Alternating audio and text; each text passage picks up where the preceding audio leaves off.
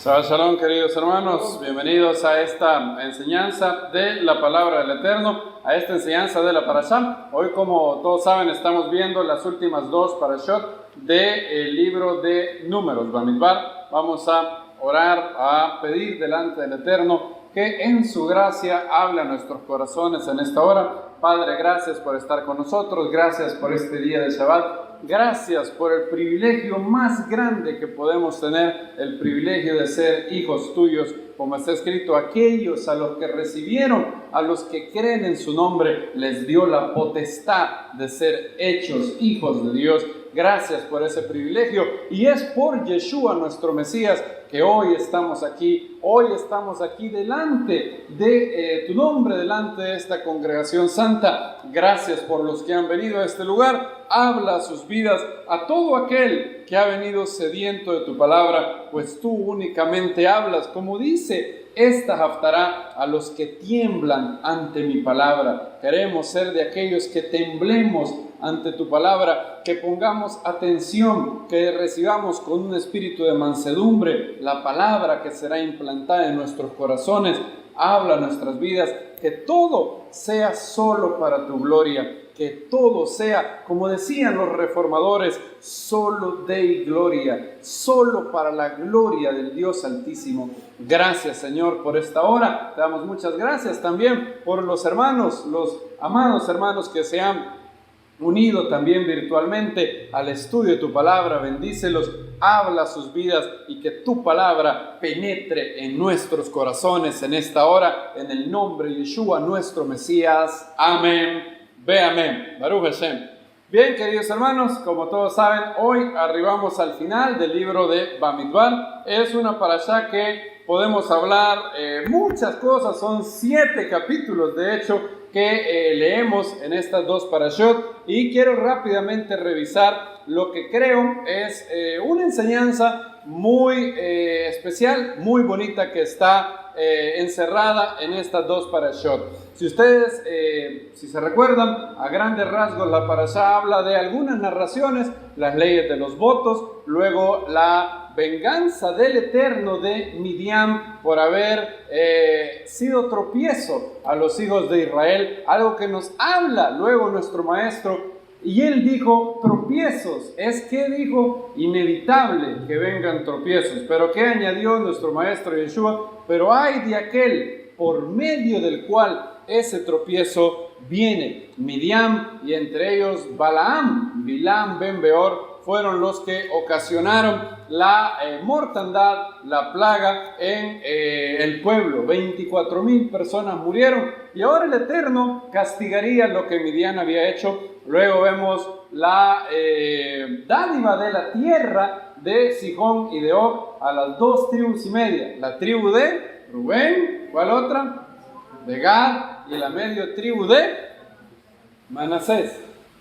Bien, luego tenemos 42 salidas. Las 42 salidas de los hijos de Israel es un recuento increíble de cómo Moisés habla de cuando salieron de Egipto hasta llegar cerca ya a la puerta de la tierra prometida. 42 salidas. El judío creyente en Yeshua, Moshe Immanuel ben Meir, ya de bendita memoria, él hizo un comentario que era curioso, que las 42 salidas, decía él, corresponden a las 42 generaciones proféticas del libro de Mateo. ¿Cómo empiezan las salidas? Decía él en el libro de Números, en Egipto con Moisés. ¿Cómo terminan las salidas entrando a la tierra prometida con Josué?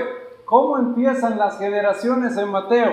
¿Con quién empiezan? Abraham. Y termina con otro Yehoshua, solo que con un Yehoshua más glorioso, más grande, que no nos llevará únicamente a la tierra de Israel en el sentido físico, sino por medio de quien hemos recibido redención, vida eterna, perdón de pecados. Bendito sea su nombre por ese gran regalo, el regalo más grande de la salvación que tenemos el día de hoy. Luego también vemos la repartición de la tierra, las ciudades de refugio y la pregunta de la tribu de José. ¿Hay algún tema común en estas narraciones? Siempre haces una pregunta que hacen los rabinos mayoritariamente en el libro de Números. ¿Por qué? Y en Éxodo también. ¿Por qué este capítulo está antes de este? ¿Por qué después de esto? Y si hay algún tema común que puede unirlas, digamos. Y hay varios rabinos que han vertido sus opiniones. Hoy yo quiero hablar de algo que me parece que se repite muchas veces en esta parashá y es un tema muy importante. Si ustedes van conmigo al capítulo 35 de Números, ahí se articula lo que son las ciudades de refugio. Bueno, las ciudades de refugio, como todos lo saben, eran ciudades, 6 en total, en donde un homicida involuntario podía huir, ¿verdad? Si yo, Hasbe Shalom, por algo que pasaba, venía y mataba a alguien, pero sin intención. Yo no tuve la intención de hacerlo. Más adelante el libro de Deuteronomio da unos ejemplos, por ejemplo, aquel que está cortando con un hacha y entonces se sale y le pega a alguien, o cualquier golpe que se podía dar que no era la intención, entonces él tenía que huir a una ciudad de refugio para ser guardado, para ser protegido del vengador de la sangre. Ya en Éxodo, la Torá había introducido el tema de las ciudades de refugio. Si usted busca Hechos capítulo 21, verso 13, dice, pero aquel hombre, si van conmigo ahí, Éxodo 21, verso 13, es cuando el Eterno introduce el tema de las ciudades de refugio. Éxodo 21:13 dice, mas el que no armó acechanzas, estoy leyendo la versión 1909, mas el que no armó acechanzas, sino que Dios lo puso en sus manos, entonces yo te señalaré lugar al cual ha de huir, ¿verdad? Ahora, ahí en Éxodo, la Torá no dio los detalles, cuántas ciudades iban a ser, cuáles iban a ser esas ciudades, sino que eso se da hasta el libro de Números y luego en Deuteronomio. ¿Cuántas ciudades de refugio iban a haber en total en la tierra? 6. 3 de un lado del Jordán, 3 del otro lado del Jordán. Y eran unas ciudades para este homicida involuntario. Lo curioso es que ¿quiénes eran los que habitaban en esas ciudades de refugio? Los levitas. ¿Cuántas ciudades tenían en total los levitas? 48 ciudades. 6 eran de refugio y 42, otra vez el número 42, era, y ahí hay una relación obviamente, eran ciudades de levitas. Según los rabinos, también estas 42 ciudades podían servir de refugio, pero 6 eran como las que eran de refugio por excelencia, dicen ellos. 6 eran las ciudades de refugio designadas para eso. Si alguien llegaba primero a otra ciudad levítica, bueno, también lo albergaban, pero no estaban designadas propiamente hablando para eso. Entonces, el homicida involuntario iba a pasar rodeado de levitas. ¿Y quiénes eran los levitas? Pues los levitas eran los mentores de Israel. Los levitas eran aquellos que iban a enseñarle, iban a hacer una influencia positiva, iba a sumergirse en espiritualidad rodeado de los mentores de Israel. Moisés en Deuteronomio 33 describe así el rol de los levitas. Si ustedes me acompañan a Deuteronomio 33:10, dice, ellos enseñarán tus juicios a Jacob, tu ley a Israel. Pondrán el perfume delante de ti y el holocausto sobre tu altar. También el profeta Malaquías, en el famoso pasaje del profeta Malaquías, dice, porque el pueblo de la boca del sacerdote buscará la Torá. De él iba a buscar la Torá el pueblo, de los labios del sacerdote. Y en ese momento, si yo había tenido una tragedia y era un homicidio involuntario, iba a pasar muchos años sumergido de espiritualidad, oyendo a los mentores de Israel. En aquel tiempo no todo el mundo podía tener una Biblia, eran los levitas los que enseñaban la Biblia. Y aquí vemos el hecho de una influencia muy positiva para el homicidio involuntario. Ahora, vemos también que en la Torá, en esta parashá, hay varias menciones de mentores, para bien o para mal.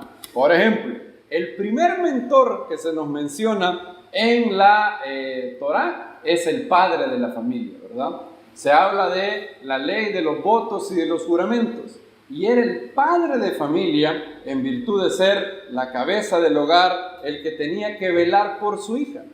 Esta porción nos habla de que el padre debe de ser el principal mentor de la hija, velando por su bienestar, cuidándola, protegiéndola e incluso prohibiéndole cosas que por el hecho de que una niña a la edad de, 10, 12, 13 años es maleable, puede ser dada a arrebatos, y él tenía que prohibir, vedar cosas que ella había dicho en contra de en su perjuicio.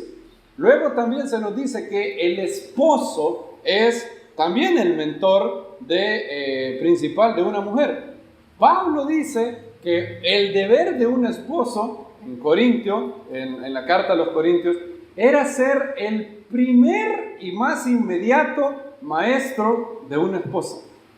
Esa debería, noten debería de ser la norma. Tristemente no lo es. Hay muchos matrimonios mixtos y tantas otras cosas, pero esa es la norma. La norma es que el hombre era el que servía de mentor espiritual, primero para su esposa y luego para sus hijos. De hecho, Pablo lo dice 2 veces, primero a los Corintios y luego a Timoteo. Dice, la mujer aprenda con toda sujeción al marido, dice él en 1 Timoteo 2. Obviamente, el deber de un esposo es ser una influencia y un mentor positivo. La mujer no tenía que obedecerlo cuando decía cualquier tontera, obviamente. Tenía que obedecerlo cuando hablaba y enseñaba según la palabra del Eterno, según la palabra del Dios Altísimo. Y aquí vemos el principio otra vez de un mentor. En el capítulo 31 hay otro mentor, sí hay otro mentor, ya vamos a llegar ahí. Luego en el capítulo 32, ¿quién es el mentor inmediato de las 2 tribus y media? ¿Quién es la persona que viene y les dice y los exhorta? Moisés mismo. Moisés viene y les da un resumen rápido de lo que puede causar su conducta. Y les dice, no está bien lo que están haciendo. Y en el capítulo 31, ¿quiénes son los mentores de un mentor malo? Bilam ben Beor, ¿verdad? Si ustedes van conmigo al capítulo 31, se nos habla de lo que hizo Bilam. Números 31. Moisés ahí revela que esa fornicación que hicieron los hijos de Israel con Baal Peor no fue así casualidad, había sido un ardid, había sido un complot, un plan espiritualmente macabro de Bilam. Bilam, aquel hombre que empezó siendo un profeta y terminó siendo adivino. Él, en uno de sus oráculos, Hashem le puso en su boca la siguiente palabra: no halló iniquidad en Israel. Y luego, dicen los rabinos, meditando sobre ese oráculo, digo, ok. O sea que la protección de los hijos de Israel es debido a que Dios no ha hallado iniquidad en ellos. ¿Y qué pasa si hacen iniquidad? ¿Qué pasa si yo no los puedo maldecir? Sí puedo hacer que se hagan daño ellos mismos. Similar a nuestro adversario. Dice la Biblia, ¿quién acusará a los elegidos de Dios? El maligno no tiene poder sobre nosotros. Dice la Biblia, mayor es el que está ¿en qué? En nosotros que el que está en el mundo. Somos más que ¿qué? Dice Romanos, más que vencedores.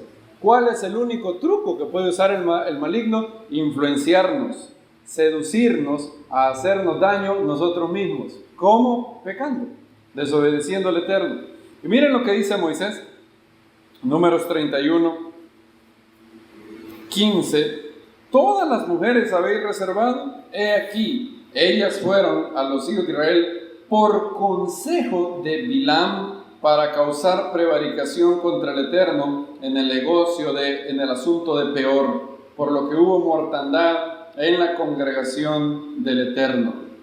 El famoso rabino francés Iscuni del siglo XIII dice: después de que Bilam regresó de Moab a Amram Naharaim, su base de operaciones, él viajó a Madián para cobrar una tarifa a los ancianos de Madián que habían estado en la primera delegación que Balac les había enviado para pedir que maldijera a los israelitas. Cuando se enteró de que una gran plaga había caído sobre los israelitas, quiso sacar provecho de ello, alegando que él había sido el que lo había aconsejado, al haber sugerido que las mujeres moabitas sedujeran a los hombres para que se volvieran promiscuos al acostarse con sus mujeres. Entonces, uno nos explica qué hace Bilam en Midian, de hecho. ¿Se acuerdan que en la parashá Balac, él se dice que se devolvió a su lugar? ¿Qué hacía en Madián entonces? Dicen los rabinos que él había ido a Madián para cobrar su dinero. Yo fui el que les aconsejé el plan perfecto para hacerle daño a los israelitas, mandarles mujeres y hacer que adoraran a otros dioses. Por eso el maestro en Apocalipsis le llama la doctrina de los nicolaitas, que permitían la fornicación y la idolatría, la doctrina ¿de quién? De Bilam. Y Bilam, curiosamente, fue un mal mentor, una persona que influyó, pero para el mal. Y hay otras influencias negativas en esta parashá. En el siguiente capítulo, en el capítulo 33, 55, la Biblia dice que los hijos de Israel tenían que echar a los cananeos, tenían que echar a los moradores del país. Es bien curioso que la Biblia no manda aquí en esto y en otra ocasión que los cananeos sean exterminados como personas, sino que sean exterminados como nación. En otras palabras, el mandamiento era echarlos. Si un cananeo huía, esta fue una pregunta que le hicieron a William Lane Craig en una ocasión: ¿qué pasaba si un cananeo huía delante de ellos? ¿Tenían los israelitas el mandamiento de matarlos? Yo creo que no. De hecho, ellos tenían que exterminar a Canaán como nación, es decir, que dejaran de ser una nación identificable. Pero si uno huía delante de ellos, no peleaba activamente contra los hijos de Israel, pareciera que el Eterno no dio un mandamiento de perseguirlo fuera de las fronteras de Canaán y acabar con él. No es eso. Miren lo que dice el verso 55. El verso 53 dice: echaréis los moradores de la tierra y habitaréis en ella, porque yo los he dado para que la poseáis. Verso 52. Echaréis a todos los moradores del país delante de vosotros, destruiréis todas sus pinturas, todas sus imágenes de fundición, y arruinaréis todos sus altos. Claro, en otra ocasión la Biblia sí dice que tienen que eliminar a los cananeos, que no tienen que perdonar, tu ojo no los perdonará, pero están hablando ahí como nación, pareciera, no, y eso es como se reconcilian los dos versos, ¿verdad? Porque si los elimino, por lógica no los puedo echar, lógico, ¿verdad? Solo puede echar a alguien que sigue vivo. Entonces, tenían que echarlos de la tierra. ¿Por qué razón había que echar a los cananeos? Verso 55. Si no echareis a los moradores del país delante de vosotros, sucederá que los que dejareis de ellos serán por aguijones en vuestros ojos, por espinas en vuestros costados, y afligiros han sobre la tierra en que vosotros habitaréis. En otras palabras, los cananeos iban a ser una influencia perniciosa, una influencia mala para los hijos de Israel. Como podemos ver, hay por lo menos un factor común en esta parashá. Habla de las influencias, el poder de la influencia, y cómo un mentor o cómo una persona que tiene un protagonismo o influencia sobre mi persona puede influenciar tanto mi vida para bien o para mal. Y a eso miren los mentores que se hablan aquí: Moisés, los levitas por un lado, y por otro lado Bilam ben Beor y los cananeos. La influencia. Hoy se ha puesto de moda un término curioso, se llaman influencer. ¿Han oído eso? Los influencers de YouTube, los influencers de TikTok. Decía un amigo: influencer mi abuelita, que en el pueblo todo el mundo la saludaba. Decía, ella sí era influencer, todo el mundo. Y en mi abuelita sí se cumplía. Allá en el pueblo, en Hilo Vasco, cuando yo salía con mi abuelita, todo el mundo, en los pueblos son así, ¿verdad? En los pueblos todo el mundo se conoce. Y la señora es la hija de no sé quién, que el marido de no sé quién, todo el mundo se conoce. Influencer se le llama hoy, en teoría, a las personas que tienen una gran cantidad de seguidores en YouTube, en TikTok, en Instagram, y se llama influencer porque en teoría, y de hecho lo son, pueden influenciar mucho a varias personas, a personas de mente débil, a personas que pueden ser volubles y que se pueden influenciar. Y la Biblia habla del poder de la influencia. La Biblia, desde mucho tiempo antes de las redes sociales, nos dijo que la influencia es algo muy poderoso. Es más, los sociólogos han descubierto en varias metodologías de ciencia y de sociología, han visto cómo todo el mundo es influenciable y también es un influenciador. Todos nosotros, todos los que estamos aquí, todos y cada uno de nosotros influenciamos a los que nos rodean y también somos influenciados por los que nos rodean. Todos. Si usted está pensando, no, yo no me dejo influir por... ¿Han conocido gente así? Dice, yo no me dejo influenciar por nadie. ¿Creen ustedes que eso es cierto? ¿Será que es cierto eso? No, no es cierto. Es más, usted puede ver en un grupo, en una familia, por ejemplo, que una familia tiene palabras, argot se llama, especiales, que predominan ahí. En un grupo de amigos hay palabras o frases que predominan. En el trabajo tenemos varias frases que solo es de nosotros, en la cuenta donde yo trabajo. Y se han vuelto tan populares. Bien sabe, mire viejo, no hombre, está dorado. Cuando alguien en el trabajo dice que algo está como que da flojera, como que ay, que hostiga, decimos, qué aguado, dice la gente. No hombre, qué aguado viejo, qué horrible. Y hay varias frases que tenemos.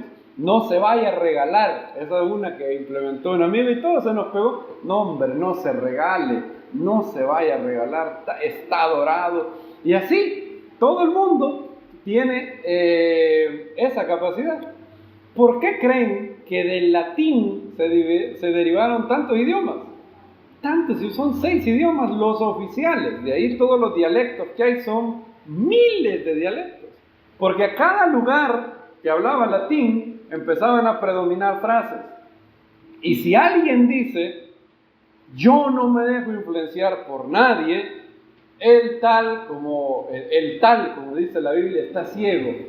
En realidad, lo que él está diciendo es que él es terco, necio, y piensa que no se deja influenciar por nadie.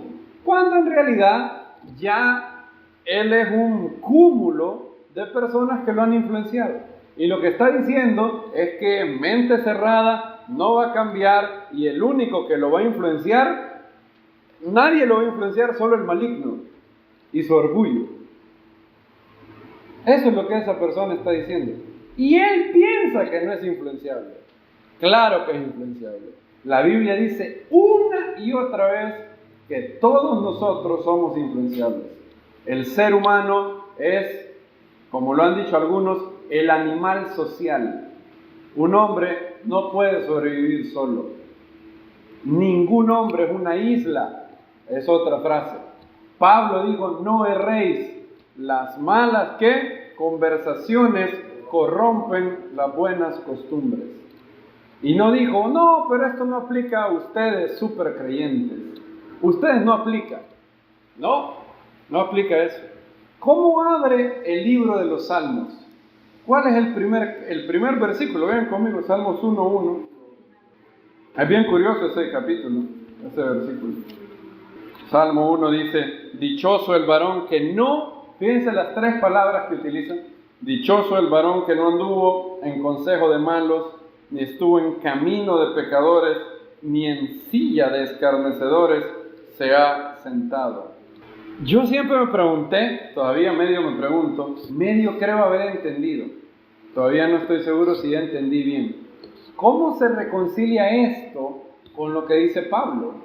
Pablo dice que no hay que sentarse a comer con una persona que dice ser hermano, pero que es fornicario, avaro, codicioso, calumniador, con el tal ni aun comáis, dice Pablo. Pero él dice, pero eso yo no les dije que no comieran con ningún fornicario, avaro, calumniador del mundo, porque entonces, dice él, les sería necesario salir del mundo. Entonces Pablo no dice que está mal hablar o comer con un inconverso, pero por otro lado, el salmista pareciera decir que sí. Dice, dichoso el varón que no anduvo en consejo de malos, ni estuvo en camino de pecadores, ni en silla de escarnecedores se ha sentado. ¿Cómo se reconcilia? Los dos versos. De hecho, el maestro era amigo de publicanos, las prostitutas, las rameras, se convertían y luego gustaban servirle al maestro. Zaqueo, otros pecadores de grueso calibre en el siglo I andaban con el maestro. Entonces, por un lado hay un grupo de versos bíblicos que pareciera prohibirnos llevarnos con inconversos. Y hay otro grupo de versos bíblicos, aparentemente, que parecieran decirnos que no, que hay que alcanzarlos, hay que estar con ellos. ¿Cómo se reconcilian estos versos? Muy probablemente en un verbo que utiliza el hebreo aquí, ni en silla de escarnecedores se ha sentado. En otras palabras, obviamente que no nos vamos a salir del mundo, tenemos amigos, colegas, inconversos, y claro que está bien. El gran problema es cuando nosotros dejamos que estas personas se conviertan en protagonistas de nuestra vida. Los psicólogos utilizan esa palabra, los protagonistas en la vida de alguien. ¿Quiénes son los protagonistas en tu vida? Son las personas que tú has decidido darles el privilegio de influenciarte. En el caso de un niño, los protagonistas son bien sencillos. Los primeros dos protagonistas son ¿quiénes? Papá y mamá. Luego están los abuelos. Luego están los primos. Y luego están los amiguitos del círculo de ese niño. Esos son los protagonistas. Varios de los conceptos que van a entrar en la mente del niño va a ser por uno de ellos. La pregunta, queridos hermanos, no es si nos dejamos influenciar por alguien. Eso es obvio que sí. Obvio que sí. Basta echarle un vistazo a las creyentes. ¿Por qué se visten así? ¿Cómo es que decidieron vestirse así? Vieron a alguien que tenía eso.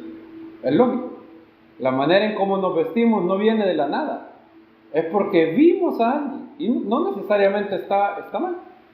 Si alguien vio a alguien que se viste de manera elegante, de manera bonita, de manera con honra, con hermosura para Dios, qué bueno.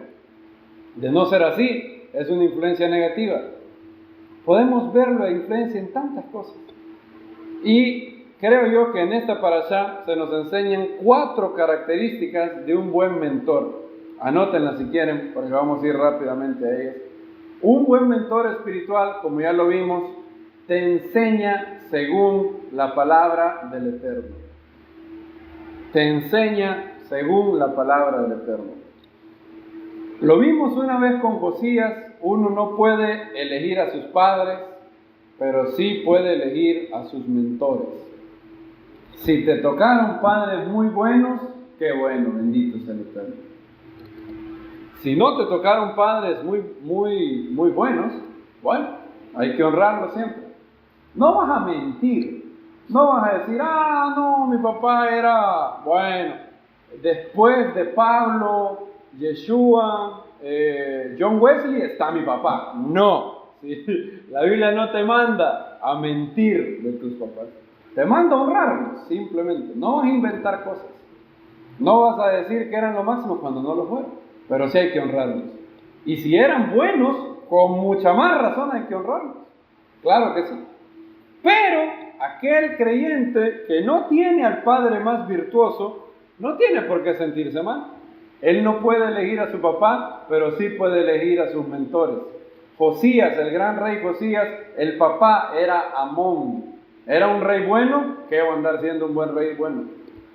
Y la Biblia no le hace el favor. Dice, el rey Amón se desvió y anduvo en contra del Eterno en todos sus mandamientos. ¿Qué tal el abuelo? El abuelo del rey Josías. ¿Saben quién era el abuelo del rey Josías? Manasés. La Biblia, oigan la lápida o el epitafio. No es el epitafio porque al final se arrepintió, pero bueno, oigan cómo lo describe. Dice el escritor de Reyes y de Crónicas que Manasés se excedió en hacer el mal. Fíjense qué bonito. Oigan esa descripción. Dice la Biblia que no hubo rey que hiciera el mal más grande que Manasés. La tradición judía enseña, y el escritor de Hebreos dice eso, aludiendo a esta tradición, que Manasés era tan malo que se cansó de oír al profeta Isaías. ¿Saben qué hizo por el profeta Isaías? Manasés inventó el primer acto de circo. Lo puso en un tronco y le pasó una sierra por la mitad al profeta Isaías. Así fue como murió el profeta Isaías. O usted me dice, bueno, pero eso no está en la Biblia. No está en la Biblia, pero sí el escritor de Hebreos alude a ello. Dice él que algunos fueron apedreados y otros fueron aserrados. Sin duda alguna, el escritor de Hebreos está aludiendo a esa tradición del profeta Isaías. Bueno, eso ya está malo. Mire lo que dice el libro de Reyes. Dice que Manasés hizo pasar a su primogénito por el fuego. Lo ofreció a Moloc. Mató a su hijo primogénito. Quemado a Moloc. Y así era el abuelo de Josías. Pero ¿saben qué? Josías no se quedó, soy pecador, hijo de pecador. No. ¿Quién fue la clave para él? El sacerdote. Los sacerdotes que tenía ahí. Igual con Ezequías. En el caso de Josías hubo un sacerdote especial. ¿Cómo se llamaba? ¿Se acuerdan? Hilquías. Él fue su mentor, ¿perdón? Y la profetisa Hulda, exactamente. De hecho, Josías mandó a consultar con la profetisa Hulda. No muy bonito ese nombre, ¿no? Pero Hulda. No le voy a poner a su hija así que le van a hacer bullying. ¿Para qué va a dar comidilla a los niños? Hulda se llamaba la profetisa. Y Josías eligió a su mentor. Los hijos de Corach. Dice la Biblia en un verso bien chiquito, dice, Corach murió en la rebelión, pero ¿qué dice? Pero los hijos de Corach no murieron. Yo no tengo por qué repetir el mal que había en generaciones pasadas. Yo puedo ser, y todos nosotros estamos llamados a ser, el vástago virtuoso. En tu árbol genealógico, imagínate que tuvieras el árbol genealógico, que tuvieras tu propio libro de reyes y dijeran, y el papá de no sé quién, el mero diablo, y el abuelo del hermano, más bolo, más borracho, aquí decimos más bolo que el guaro, más borracho que el troika, pero él anduvo en los caminos de David su padre. Así empieza con Josías. Fíjense qué bonito. Con Josías no se nos habla. Fíjense que la Biblia le hace un bypass. Porque ¿quién era el papá de Josías? Amón. Luego el otro que le seguía, Manasés. Pero cuando habla de Josías, la Biblia le hace un bypass y dice, anduvo en los caminos ¿de quién? De David, su padre. ¿Cuántas generaciones había entre Josías y David? Varias. Él era tatara nieto de David. Y vaya, bueno, pero yo no sé si yo tengo a David como mi ancestro. Sí, pero tenemos a Yeshua, el hijo de David. Y se puede decir de nosotros, y anduvo en los caminos de Yeshua, ben David su Señor. ¿Cuántos quieren que se diga eso de nosotros? Amén. Mi papá nunca me lo comentó hasta después, cuando ya tenía bastante edad. Y me dijo, vos sabías, me dijo, que mi papá se llamaba Benjamín. Miren qué nombre más bonito, el de mi abuelo. Yo nunca lo conocí. Mi abuelo, ¿saben qué? No sé qué problema tuvo y mató a mi abuela. Y luego se suicidó. ¿Qué significa eso para mí? Nada, en lo absoluto, nada. Cero significa eso. La Biblia dice que el hijo no morirá, ¿por qué? Por el pecado de su padre. Yo voy a venir y me voy a traumar diciendo, no, hombre, mi abuelo era un gran hijo del diablo. No. Cuando yo recibí el regalo de la salvación, Yeshua cortó toda maldición de mí. Toda maldición. Ahora, ¿cómo es la única o cuál es la única? Yo estoy meditando en eso de las maldiciones. Y yo tengo base bíblica para decirles lo que les voy a decir. Yeshua cortó toda maldición de nuestros ancestros. Solo hay unas maldiciones que no se han cortado. ¿Saben por qué? Porque nosotros las hemos renovado. ¿Cómo? Comportándonos igual a nuestros ancestros. Ahí sí. Si mi abuelo era borracho y yo me pongo a tomarme 15 cervezas, ¿qué va a pasar? Bueno, lógico, la consecuencia que le llegó a mi abuelo, tarde o temprano, algo me va a llegar a mí. Si la paga eterna del pecado, Yeshua la pagó, ¿a dónde le queda a Hashem castigarme a mí como creyente? Aquí, en el aquí y ahora. Y si yo me desvío de los mandamientos, obviamente que esa maldición se va a activar. Fuera de eso, no hay condenación para los que están en Yeshua el Mesías. No hay condenación. ¿Significa algo para mí eso que pasó con mi abuelo y mi abuela? Nada, cero, ni me acuerdo. Es más, me acabo de acordar porque estamos hablando del abuelo de Josías. Para mí no significa nada, cero. Claro, para mi papá sí significó algo. Mi papá quedó huérfano. ¿Se pueden imaginar ustedes lo que le tocó a mi papá? Mi papá era el hijo mayor de 5 hermanitos que se quedaron huérfanos porque a su papá se le ocurrió la brillante idea de matar a la mamá y matarse él después. Y él tuvo que ser el papá y la mamá de mis tíos. Por eso mis tíos lo querían. Mi tía Alicia lo amaba a mi papá. Y a cada rato lo invitaba y todo. Y me decía a mí, mi tía Alicia, tu papá, el Chele le decían. El Chele fue lo máximo para nosotros, nos decía mi tía. Porque cuando nosotros quedamos huérfanos, solo era mi abuelita y el Chele, me decían. El Chele le decían a mi papá. Y en el caso de Josías, él no podía elegir a su familia, pero podía elegir sus mentores. Y él eligió a Hilquías. Y en la ciudad de refugio, lo que iba a oír una y otra vez el homicidio involuntario era la palabra del Eterno. Y todos nosotros debemos hablar según la palabra del Eterno. Miren lo que dice primer libro. No debemos de hablar debilidades. Si hay algo que enriquece el estudio de la Biblia, perfecto. Por eso leemos a Josefo, leemos la Mishnah, leemos la Gemara, leemos todo lo que nos sirva para darle contexto a la Biblia. Pero Josefo no es inspirado por Dios. La Mishnah no es inspirada por Dios. La Gemara no es inspirada. La Biblia es la palabra que es útil, inspirada por Dios para instruir, para redarguir, para corregir, para formar al hombre de Dios, para que esté preparado. ¿Para qué dice la Biblia? toda buena obra. Primera de Pedro 4:11. Miren el mandamiento de Pedro, dice: si alguno habla, hable ¿qué? Conforme a las palabras de Dios.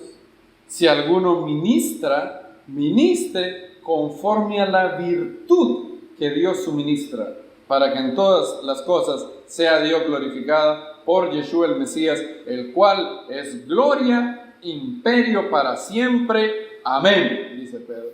El imperio y la gloria son a Yeshua, nuestro Mesías, por siempre. Eso es lo que un buen mentor hace, te explica la Biblia. Segunda cosa de un buen mentor, te guía cuando llegas al refugio. ¿Se imaginan la turbación con la que una persona llegaba a la ciudad del refugio? No está ahí, no es su casa ahí, no es su tierra ahí, no es su ciudad ahí. ¿Y quiénes eran los que tenían que darle la bienvenida, que guiarlo, que darle un nuevo hogar ahí en la ciudad? Los levitas. En otras palabras, los levitas no únicamente tenían que ser una guía intelectual, espiritual, sino también tenían que guiarlo en lo práctico, guiar en decisiones prácticas, orar con él, en todo lo que se iba a requerir, estar con él. ¿Quiénes son tus mentores? Cuando estábamos en el trámite para cambiarnos de casa, hablé con varios hermanos para que lo pusieran en oración. De hecho, mi hermano Kenner, a Aura María, al doctor Ketriel, fueron de las primeras personas que buscamos. Cada casa, fíjense, cada casa que nosotros íbamos a ver, yo le mandaba las fotos al doctor Ketriel. Y él me decía, voy a orar por esa casa. Y me decía, que el Eterno te dé la casa que Él ha designado para que le sirvas mejor. Y cada vez y le decía, no era esa la casa. Bueno, le volví a enviar otra. Él me decía, no sé si la voluntad del Eterno es que tú busques casa en El Salvador. Creo que podrías comprar una casa en otro país. Y le dije, bueno, lo que sea la voluntad del Eterno, hay que pedir la guía de Él. También lo hice con nuestros hermanos Aura, Kenner, también con Edison. Y estuvimos orando por eso.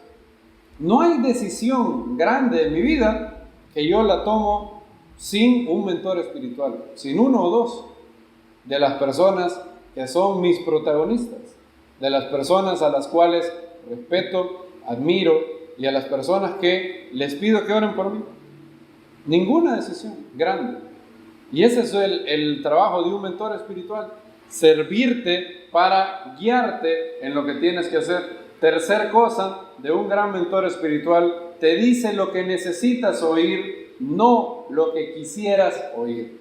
Eso no es lo mismo. A la gente le gusta oír lo que ellos quieren oír. Si yo los exhorto y les digo que están bien, el predicador y el líder espiritual son una gran cosa. Dígales que algo que están haciendo no está bien y de repente el mismo líder espiritual que era el campeón del pueblo, que era Rocky Balboa, y habría que hacerle Rocky, se convierte en Iván Drago, se convierte en el odiado ruso, porque ahí ya no me gustó. Ahí no me gustó, no. Ahí ya no me gusta. Moisés en esta parashá, cuando las 2,5 tribus le dijeron lo que se proponía, Moisés los exhortó bien fuerte. Es más, miren cómo lo hizo. Números capítulo 32, 14 al 15. Moisés les dijo más cosas, pero lo voy a cortar, porque esto es como el clímax de lo que Moisés les dice. Y he aquí vosotros habéis sucedido en lugar de vuestros padres, prole de hombres pecadores, para añadir aún a la ira del Eterno contra Israel. Esta palabra, como le dijeron a nuestro maestro, esta palabra es dura. Noten que no solo les dijo pecadores a ellos, les dijo pecadores a quién más, a sus padres. A sus padres. Noten que yo estoy de acuerdo que se tenga honra por los muertos, pero nunca cambiarle al muerto. Y decir que de repente, Hugo Chávez, por ejemplo, está muerto, pero Hugo Chávez fue un soberano hijo del diablo que llevó a Venezuela a la miseria. Muerto o vivo, eso sigue siendo verdad. La gente tiene una costumbre hipócrita de hablar mal de la gente cuando está viva, y cuando se muere, no. Este fue una metamorfosis. El gusano se convirtió en mariposa. Ahora María me contó una frase, bueno, ella dijo una frase que a mí me llenó de risa. Dice ella que una vez le dijo a alguien, o ella le dijo a alguien, mira, oí a alguien hablar tan bien de ti que pensé que te habías muerto. y más o menos describe este fenómeno, ¿verdad? El fenómeno de que alguien es lo peor cuando está vivo, pero cuando se muere, mágicamente es el campeón del pueblo. Es San Juan Crisóstomo, la persona. Moisés no, les dijo, ustedes son pecadores. ¿Y qué les dijo? Prole de hombres pecadores. Miren lo que le sigue diciendo. Para añadir aún a la ira del Eterno contra Israel, si os volviereis de en pos de él volverá otra vez a dejaros en el desierto y destruiréis a todo este pueblo. Ahora ustedes probablemente están diciendo, bueno, pero Moisés los malinterpretó, porque en realidad ellos no tenían esa intención. Podríamos pensar eso. ¿Sí? ¿Es cierto eso? ¿Quién sabe? ¿Cómo saben ustedes que lo que dijeron después los hijos de Rubén, Gad y Manasés era la intención original? No lo sabemos.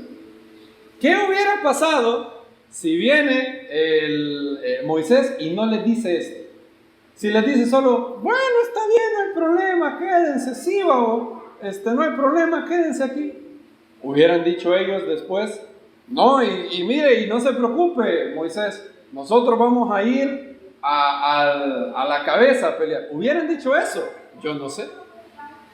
Puede ser que esa era su intención, o puede ser que ellos dijeron eso como resultado de la reprimenda que Moisés les dio.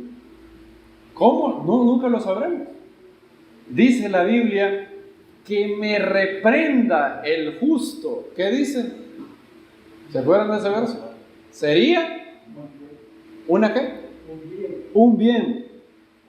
Está en el Salmo 141, ¿verdad? No recuerdo. Salmo 141, 5.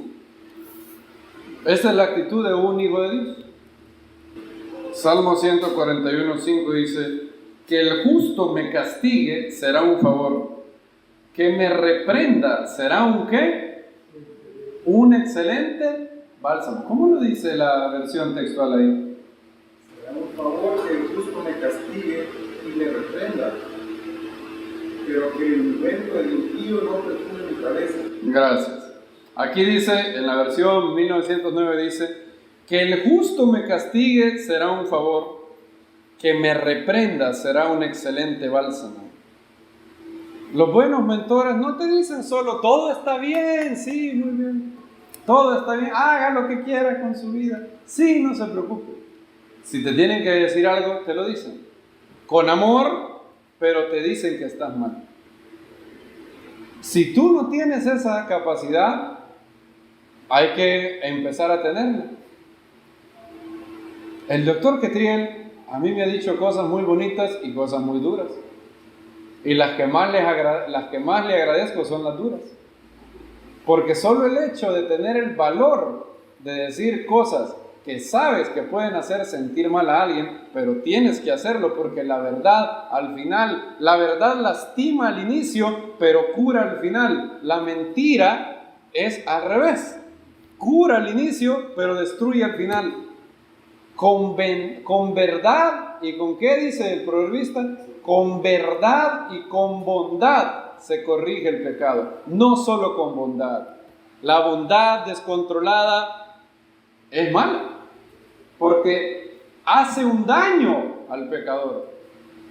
Charles Spurgeon decía lo siguiente. Él decía, si hay una persona en tu iglesia y esa persona no tiene un cambio de vida, no es una persona que los frutos de la conversión se pueden ver en ella, tu deber no es darle una falsa seguridad de su salvación. Tu deber es decirle claramente que no ha sido salvo. Eso decía él. Spurgeon decía, tu deber no es decirle, sí, usted tiene directo al mundo venidero. No, decía él. Si tú ves que una persona exhibe claramente que él no ha nacido de nuevo, tu deber no es decirle, sí, todo está bien. Tu deber es decirle claramente, usted no ha sido salvado. ¿Cuántos dicen amén? Amén. Eso es lo que decía el gran Spurgeon. Tu deber no está en darle palmaditas en el hombro. John Wesley decía, ¿sabes cómo pueden venir si tu predicación fue buena? ¿Se convirtieron las almas? Sí, muy bien. ¿Se molestaron las almas? Muy bien. Algo estás haciendo bien. Porque el maestro, ¿se han fijado que cuando el maestro lo querían proclamar rey siempre huía? Siempre huía. Y cuando alguien lo quería seguir, a mí siempre me daba no sé qué esa actitud de Yeshua. Siempre no me gustaba al inicio. Yo decía, ¿por qué cada vez que alguien le dice al maestro te voy a seguir, Yeshua le pone pero? ¿Se han fijado? Siempre hacía eso. Nunca, siempre era así.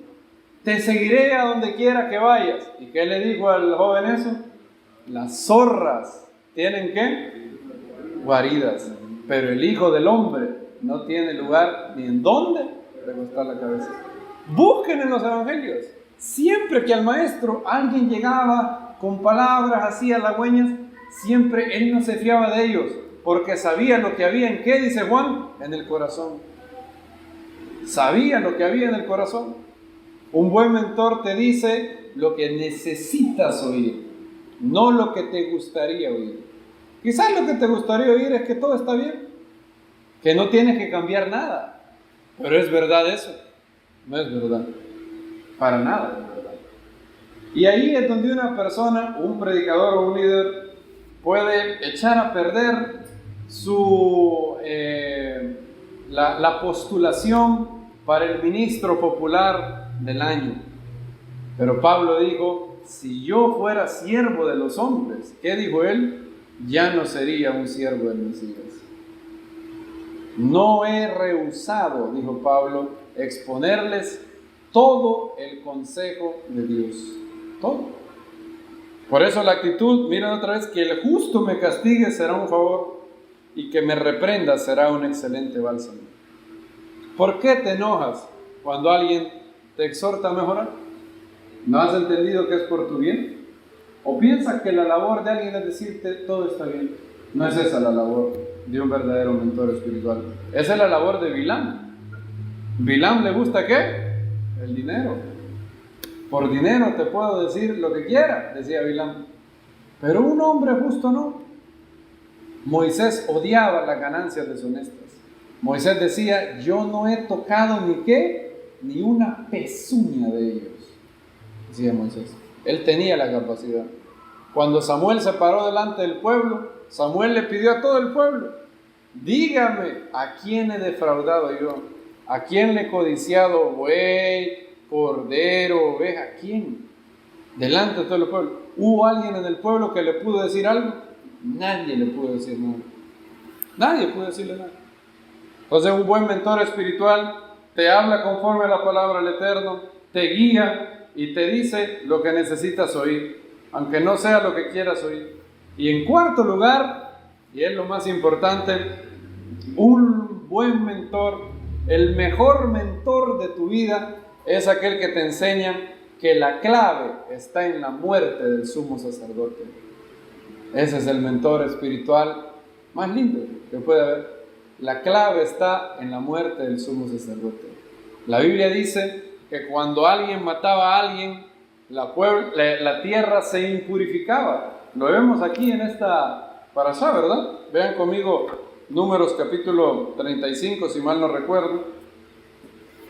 Números 35, 33, dice: no contaminaréis la tierra donde estuviereis, porque esta sangre, la sangre del asesinado, ¿verdad? La sangre de una víctima de homicidio, mancillará la tierra.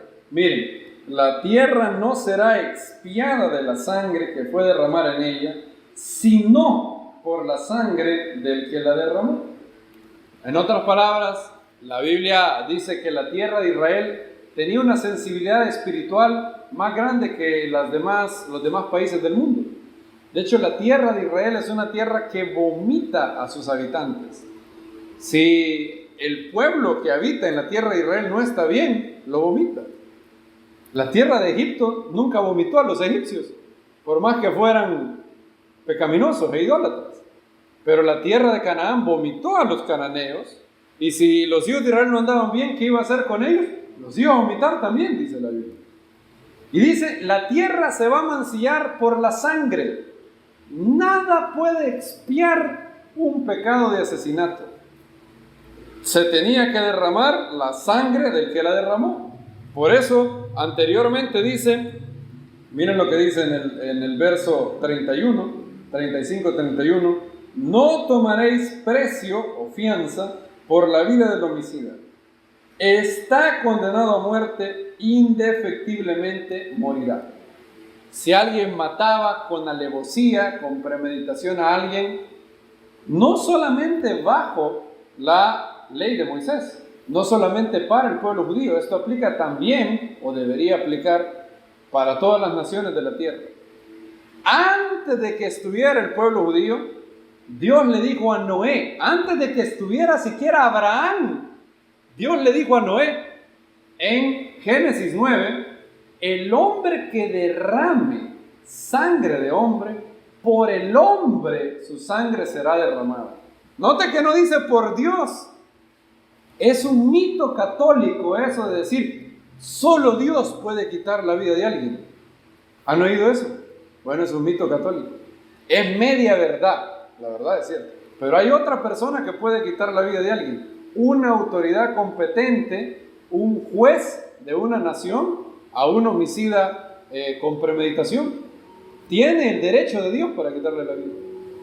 ¿No me creen a mí? Bueno, créale a su Biblia. Génesis 9 dice, el que derramare, Génesis 9:6, si quiere leerlo, Génesis 9:6 dice, el que derramare sangre de hombre, por el hombre, no por Dios, por el hombre, su sangre será derramada. Ah, pero seguro que ahorita que ya vino el Mesías, eso quedó abolido. ¿Qué abolido va a quedar? Miren lo que dijo Yeshua en Mateo 15. Está escrito, el hombre que deshonre a su padre y a su madre, muera irremisiblemente. Palabras de Yeshua, no mías, Mateo 15. Él dijo eso. Si usted piensa que él lo vino a abolir, él dice que no. Mateo 15 dice, en la ley Dios dijo, el que deshonrare o el que golpeare a padre o madre, muere irremisiblemente. Entonces, ¿quién era? Si alguien derramaba sangre, solo era la sangre del que había matado lo que podía expiar eso. Ahora viene la pregunta lógica. ¿Qué pasa en el caso de alguien que mató pero sin intención? ¿Quién va a expiar por ese pecado? ¿Se va a matar? ¿Lo van a matar a él? No lo van a matar, porque él lo hizo con intención o sin intención. Sin intención. ¿Está bien matarlo? No, no está bien matarlo.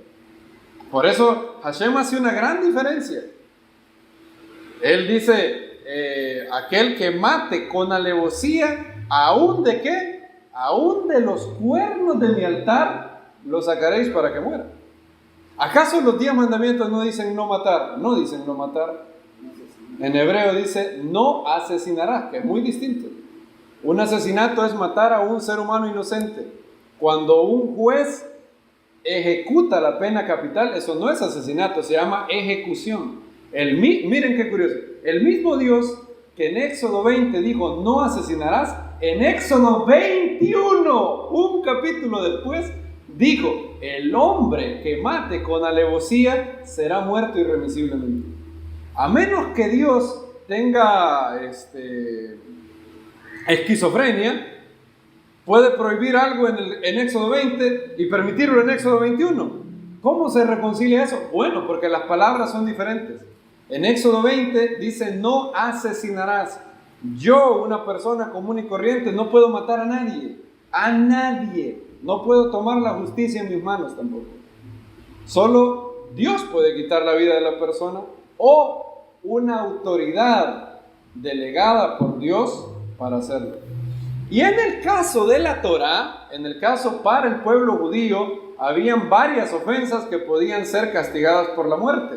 Por ejemplo, adulterio, por ejemplo, idolatría.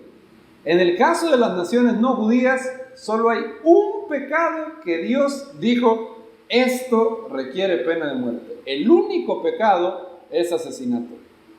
Ahora, ¿qué pasa con aquel que mató sin intención? Él no puede morir porque fue sin intención. Entonces, ¿quién expiaba? Miren lo que dice Números capítulo 35, ahí mismo, 35-25. La congregación librará al homicida de mano del pariente del muerto. La congregación lo hará volver a su ciudad de acogimiento, a la cual se había acogido, o sea, la ciudad de refugio, y morará en ella hasta que muera el sumo sacerdote, el cual fue ungido con el aceite santo. En otras palabras, ¿quién era el que expiaba por él? ¿Cuál era la sangre que expiaba por la persona, el homicidio involuntario? El sumo sacerdote. La muerte del sumo sacerdote cancelaba el castigo por haber hecho el homicidio involuntario. De hecho, el Talmud pregunta lo siguiente: ¿acaso no es el exilio, en Makot 11b, acaso no es el exilio del homicida inocente en la ciudad de refugio lo que expía por su culpa? Y el Talmud responde, no es el exilio lo que expía, es la muerte del sumo sacerdote. Jacob Milgrom, también el gran erudito sobre Levítico y Números, dice, así como el sumo sacerdote expiaba los pecados de Israel a través del servicio del culto durante su vida, en su muerte él expiaba el homicidio involuntario. Y así como el sumo sacerdote, la muerte del sumo sacerdote cancelaba la consecuencia temporal, la consecuencia terrenal del pecado, nosotros tenemos un sumo sacerdote aún más grande. Un sumo sacerdote que no solamente perdona o sus méritos cancelan la deuda aquí en la tierra, sino en los cielos. Un sumo sacerdote que no únicamente proveía expiación ritual, sino que expiaba y sigue expiando por nuestra alma. Aquel que no purificaba como la sangre de machos cabríos que purificaban para purificación de ¿qué dice el escritor de Hebreos? De la carne, sino aquel que purificó nuestra ¿qué? Nuestra conciencia. El mentor más maravilloso que tenemos es aquella dulce persona que nos dijo que no podíamos salvarnos a nosotros mismos. Que decía Romanos 3:23, por cuanto todos pecaron, están ¿qué? Destituidos de la gloria de Dios. El Salmo también dice, no se justificará delante de ti ningún ser humano. Nadie es lo suficientemente bueno para guardar todos los mandamientos siempre sin fallar nunca. Solo hubo un hombre en quien se cumplió, el que guarda estos mandamientos vivirá por ellos, en sentido pleno, en sentido perfecto, Yeshua nuestro Mesías. Y Él es nuestro sumo sacerdote. Él es el sumo sacerdote que cancela la culpa de nuestros pecados. Y imagínense, si había que expiar pecados sin intención, ¿cuánto más los pecados voluntarios? Los pecados de rebelión. Y aquel verdadero mentor te enseña que toda la clave de todo está en la muerte del sumo sacerdote. Cuando esta persona llegaba a la ciudad de los levitas y le decía, ya me puedo ir, ¿Qué le tenían que decir los levitas? No. La muerte del sumo sacerdote es tu única salvación. Y eso es cierto para todos nosotros. La muerte de nuestro sumo sacerdote, según el orden de Melquisedec, es la única fuente de salvación para nuestra vida, porque no hay otro nombre bajo el cielo dado a los hombres en el cual podemos ser salvos. Nadie más, sino el nombre de nuestro grande Salvador, Yeshua, nuestro Mesías, a quien sea la gloria, el imperio y el poder por los siglos. Amén, ve amén. Gracias, Padre, por esta hora. Gracias por esta enseñanza de tu palabra. Te damos muchas gracias porque tu palabra habla nuestra vida. Te agradecemos porque un día entregamos nuestra vida al sumo sacerdote según el orden de Melquisedec. Al sumo sacerdote no de la tierra, no del tabernáculo terrenal, como en el caso de los hijos de Aarón, sino del tabernáculo celestial. No aquel sacerdote que llevaba machos cabríos, sino aquel sumo sacerdote que traspasó los cielos y entregó su propia sangre por nosotros. Gracias, Señor, porque comprendimos que en Él teníamos redención, perdón de pecados. Gracias, Señor, por hablarnos sobre el gran poder de la influencia. Permitamos que grandes hombres de Dios influencien sobre nuestras vidas, pero no a personas que están perdidos en delitos y pecados. Que no seamos influenciados por las personas que no tenemos que serlo. Haz que podamos recordar que las malas conversaciones